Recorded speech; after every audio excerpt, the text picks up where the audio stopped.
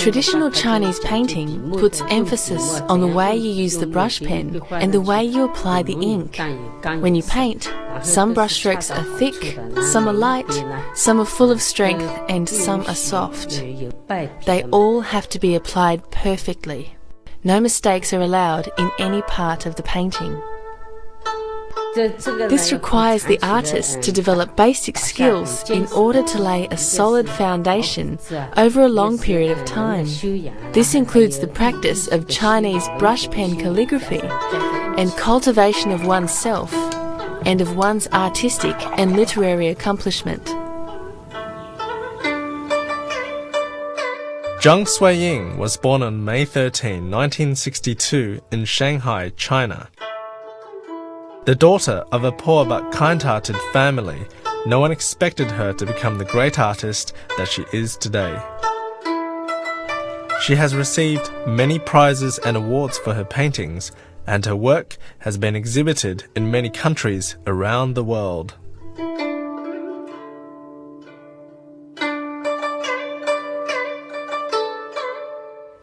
Chinese art is something bestowed upon us by the heavens. It has a profound history of 5,000 years. Thus, its discipline is exceptionally strict. It is an art that combines literature, poetry, calligraphy, and seal cutting. It's actually quite similar to Qigong. When you use the brush pen, it should be slow, unhurried, and smooth. When you feel content and peaceful, whatever you want to express, you are able to express with total freedom. Chinese painting has a lot to do with one's mood and frame of mind. Only when one is happy, with no worries in his heart, can he make a fine painting. This is why most Chinese artists are very healthy and live long lives. Many teachers of mine, Shen Zichen, Qian Juntao, Xie Zhiliu, and Liu Haisu, they all lived up to around 100 years old. Traditional Chinese painting uses very simple tools: rice paper, inks, brush pens, and a seal. But mastering the use of these tools takes a lifetime. The brush technique is critical. The lighter the colour, the fewer the strokes, the harder it is to paint. In some of the portraits of Bodhisattva Guanyin, there are very few brushstrokes used to capture her expression. This is why many people like the Guanyin portraits. I enjoyed drawing when I was young. In primary school, a teacher taught us Chinese painting. Because I didn't have rice paper at home, I soaked normal paper in water and let it dry for a while. When it was half dried, I began painting on it, and it gave an impression which looked like it was painted on rice paper. My teacher saw that and was very surprised. He then sent it to the regional competition, and I won an award. And from then on, I commenced my life as a real painter. When I was a child, I was not interested in anything but painting. No matter if it was interesting toys or tasty food, none of them attracted me. Painting felt like being in a paradise. While I was painting, I would think of nothing else. As long as I was painting, I was satisfied. I painted from day till night, often painting all night as well, but I never felt tired at all. I didn't even notice when a hole was burnt in the water kettle. I would think about painting while I was riding the bus, so I always took the wrong bus. It was either a wrong route or the wrong direction. While I was walking, I was also thinking about painting. I often walked the wrong way and found myself in the middle of nowhere. Then I would realize and had to walk back. There were many instances like these, which are quite funny. So they called me Crazy Painter.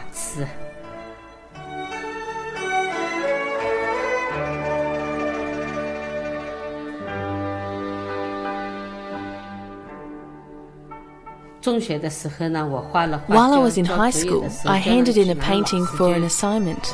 My drawing teacher was shocked. He didn't believe that what I handed in was painted by myself. So he took me to his office and asked me whether I had truly painted it or not. I felt really awkward and had no choice, so I started to cry. This made the teacher very embarrassed too. He couldn't believe that I could paint so well.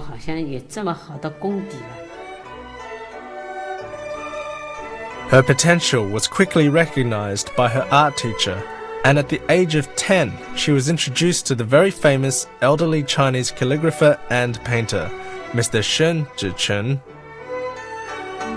So, I started learning painting from Mr. Shen. In order to lay a solid foundation for me, he asked me to copy some masterpieces of the early artists. I copied a large number of famous works. This process takes many years and is painstaking, tedious, and difficult. Seemingly a dumb way to learn, all the great artists learn this way.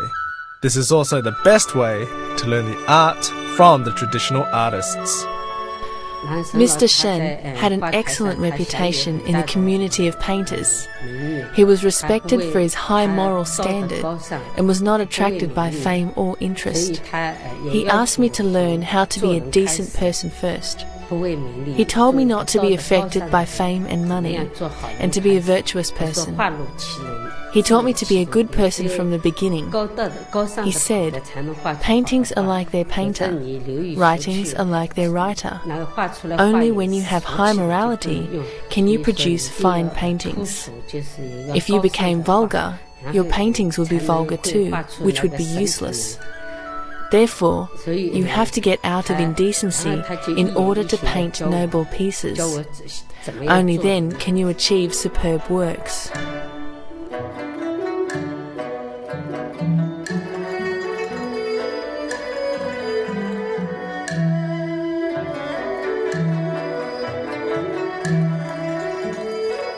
He taught me how to be a decent person through his own words and actions.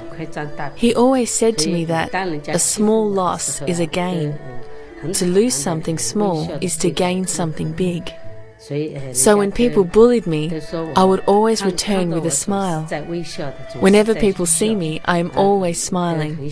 That makes people like me. My teacher was very strict on painting. He said that if he could find 3 good paintings out of 10, it would be very good. He would rather throw the not-so-good ones away than sell them for money.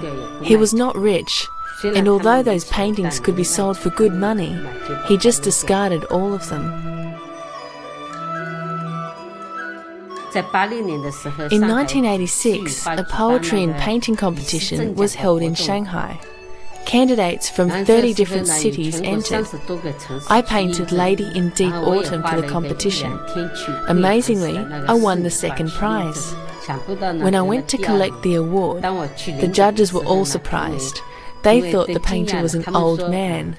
They didn't expect a young girl. It shocked them, as the brushwork looked fairly experienced. Ke Wen-hui, a famous Chinese art critic, stated that Zhang's figure paintings of ancient Chinese ladies carry elegance and grace, while containing solemnness. The lines are smooth but not slippery. The light ink generates radiance. They are not too soft and delicate like most female painters' work. He also predicted that she would be successful.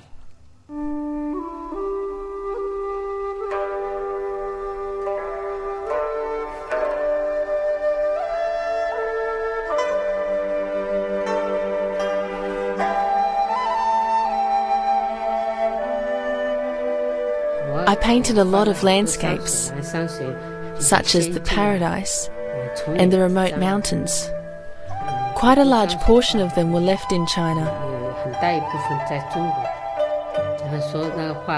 Many of them are quite poetic. Layer after layer of mountains, they look quite heavenly. They sit among the clouds and fog, just like a fairyland.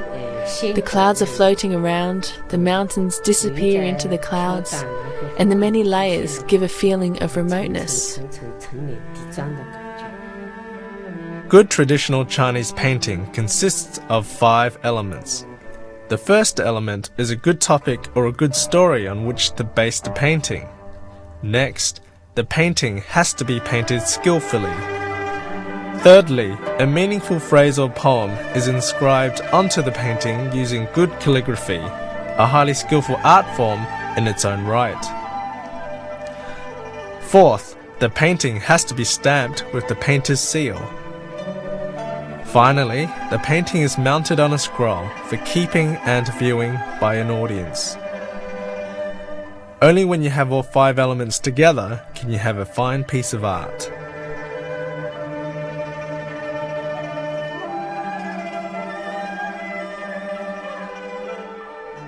My teachers, Zatchena and Tao, wrote many poems on my paintings as the epigraphs.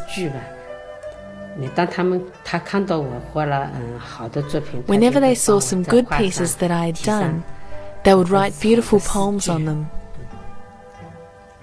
A well-known artist would only put their calligraphy and seal on their best students' best work. In her early 20s, Zhang started to become famous in the painting community. She held several solo exhibitions and received numerous prizes and awards. Tao, a famous Chinese painting master, even wrote an article in order to recommend her paintings. In her use of brush and ink, she is able to use nature, wind, rain, and moon to express a sophisticated understanding of one's inner feelings and emotions within the painting, earning her a reputation as one of the best young painters in China today. If she still cannot be classified as a famous artist due to her young age, she is certainly on her way to becoming one.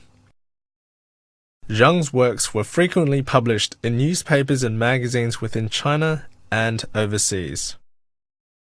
With her parents' arrangement, Zhang married Zhou in 1985, and in 1986, their daughter Bella was born. Although my living condition was good in every aspect, and my career was very successful, I still felt anguish and discomfort in my mind. I saw everyday people fighting for fame and profit really miserable, so I wanted to look for a serene and pure land. This inspired me to paint the paradise and some other landscapes, as I was looking for a pure land. Soon after, I moved to Australia. Zhang immigrated during Christmas 1991, joining her husband Zhou. She was excited by the promises of this beautiful and bountiful country. After I migrated to Australia, I took my daughter to the zoo. When I saw the lovely koalas, I wanted to paint them. I wanted to present them in painting. So I often took my daughter to the park to see the koalas. It took me 6 months to finish the painting. It is 6 meters long and has 100 koalas in it. Some are sitting, some are having conversations, some are holding babies and some are courting. Some are turning a somersault, some are playing hide and seek, and other interesting movements. It really shows the innocent, cute and simple gestures.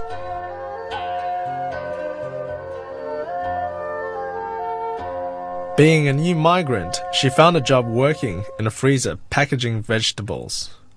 Unfortunately, her body did not react well to the conditions, and soon she developed severe rheumatoid arthritis.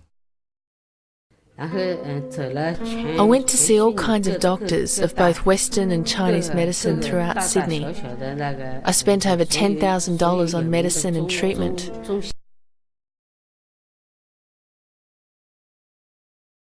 The condition just got worse and worse. Even to open my mouth and have a meal was painful. Just after walking 2 steps, I would take a break. I could hardly lift a rice bowl. I lost the ability to paint. Even just to sleep a bit longer would make my back sore. I was living a life in which I would rather die. I thought, I am so young. If I become paralyzed and bedridden, how am I going to live? I would rather die. It was just too painful to live. Zhang suffered in agony for more than 6 months. Her life a nightmare, her distress compounded by her inability to paint. At that time, my husband found an advertisement in the paper for a free 9-day seminar on Falun Dafa, so he went there. After the first lecture, he came back and said to me, "You have to go there with me tomorrow." I thought, I'm staying at home all day, it's worse than death. The unbearable loneliness made me even more miserable and sad. So together we went to the Falun Dafa seminar.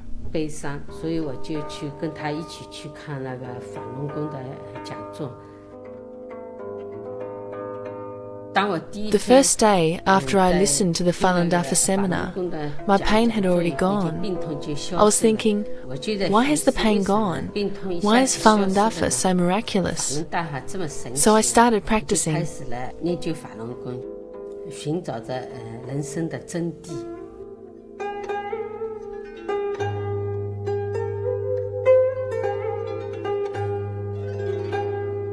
After I studied Falun Dafa, I looked younger.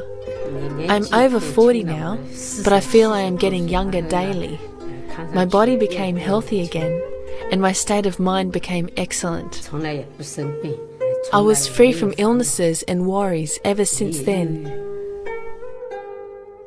Falun Dafa, a powerful mind and body cultivation system from China, proved to be Zhang's salvation. With its profound principles of truth, compassion, and forbearance, Zhang found not only the answer to her bodily ailments, but also the answer to her quest for a pure land. She became a dedicated practitioner of Falun Dafa in March 1997. 2 years later, in July 1999, the Chinese government began persecuting Falun Dafa practitioners. Knowing that the persecution was wrong, Zhang went back to China to just say Falun Dafa is good. For that, she was jailed and subject to inhumane beating and torture. The prisoners all said that I was different because nothing bothered or pained me. They felt miserable every day, but I didn't feel anything like that. They said that I was special. They said that I had gone beyond man's everyday concerns. So they asked me to paint a picture on the wall, and I drew an image of Tiananmen. There were dozens of roses and peonies beneath it. Since then, I meditated under that Tiananmen on the wall. The prisoners said that I couldn't go to Tiananmen Square, so I drew one. The prison guards saw it too. Because it was so well painted, they asked prisoners from every cell to come and see my painting. So when they came around, I would start practicing. So when they were staring at the beautiful picture of Tiananmen, they also saw me practicing the exercises of Falun Dafa. A fellow prisoner who witnessed her brutal treatment while in jail wrote to Zhang's husband Zhou, stating that he was afraid Zhang would die there if he did not save her in time. Zhou approached the government and media, and with the help of the Australian Foreign Affairs Department, Zhang was finally released after suffering 8 months in jail. When I left the jail, the prisoners didn't want me to leave them. They all asked me to draw an image of Buddha Maitreya on small paper cards so that they could keep them as a memory.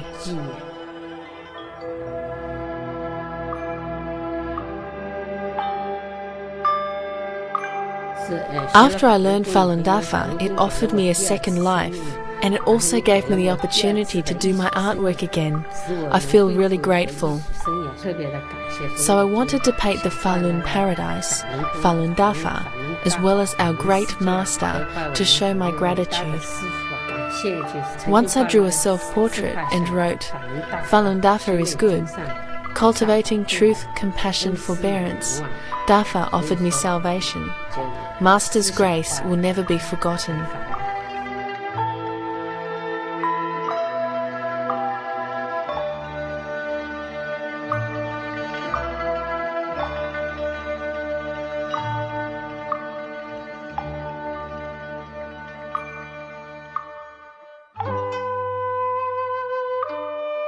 Zhang seeks to preserve the tradition of ancient Chinese art and hopes to share her work and love of Chinese art to people all over the world.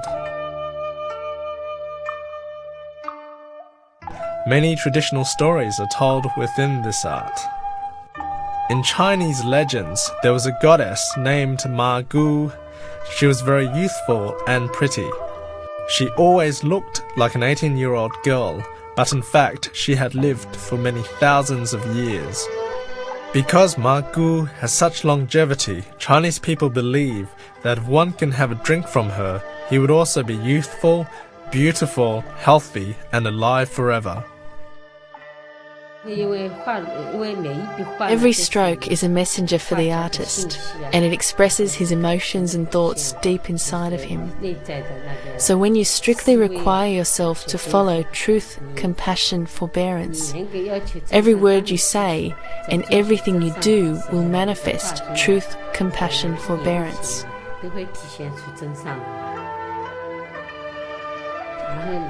People feel comfortable after they see it. Thousands of visitors came to the painting exhibition and said that they didn't want to leave. They all say that it's too good.